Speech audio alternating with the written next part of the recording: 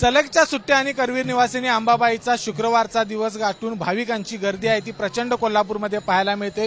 देवीच्या दर्शनासाठी कोल्हापूर बरोबरच संपूर्ण महाराष्ट्रातून आणि दक्षिण भारतातून खूप मोठ्या संख्येने भाविक हे कोल्हापूरमध्ये दाखल झालेले आहेत, कारण सलगच्या सुट्ट्या आहेत आणि आज देवीचा दिवस आहे आणि म्हणूनच शुक्रवारी देवीचं दर्शन घेण्यासाठी या ठिकाणी भाविक मोठ्या संख्येने सहभागी झालेले आहेत।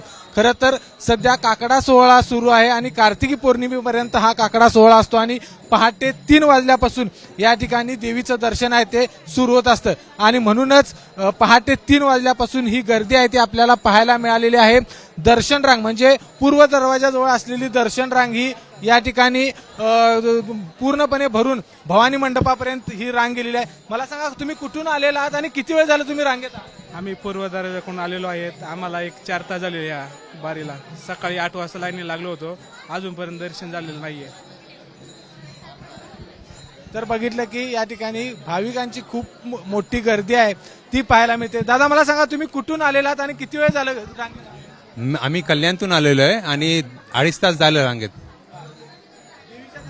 हो बस त्याच्यासाठी आलोय ना एवढा लांब। आपण बघितलं की देवीच्या दर्शनासाठीची आस आहे ती या भाविकांमध्ये आहे।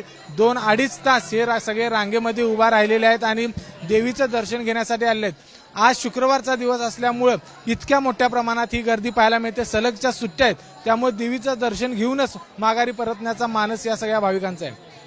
विजय केसरकर, एबीपी माझा, कोल्हापूर। एबीपी माझा, उघडा डोळे बघा नीट।